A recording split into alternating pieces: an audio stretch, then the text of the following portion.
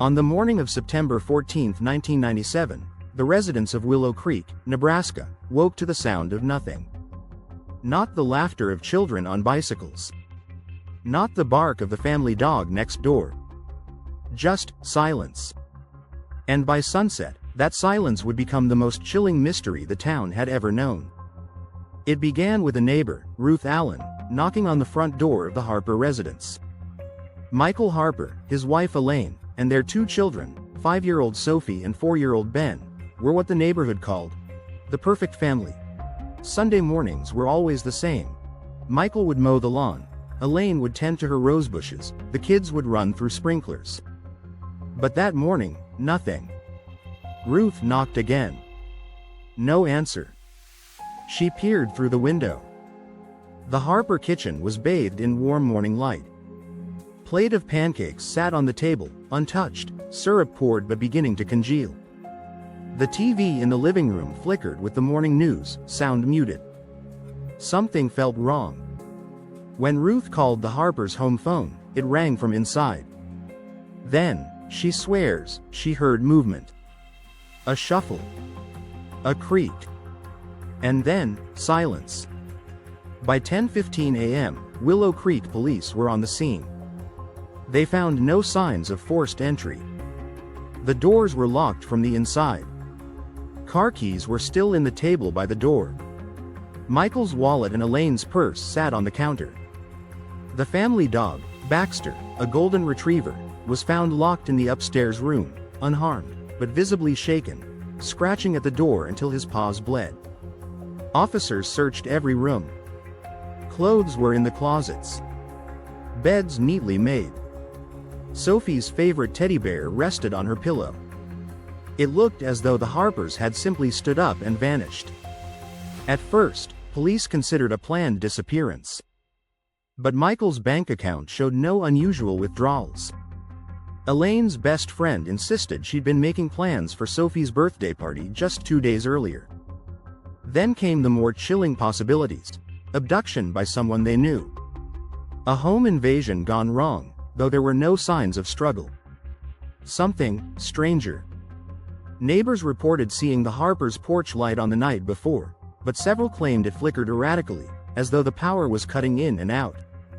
The most unsettling discovery came from the basement.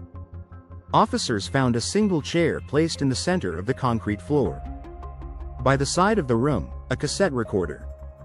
The tape inside contained 6 minutes of faint static. And under that static, whispers. Indistinct. Male and female voices. The final sound was a loud bang, followed by the screech of the tape stopping abruptly. When the audio was sent for analysis, technicians isolated a single phrase: "Don't let them see us." The last confirmed sighting of the Harpers was the previous evening, at a school fundraiser. They left at 9:59 p.m. Their neighbor Ruth said she saw their porch light turn off around 10:10 p.m., then on again at midnight.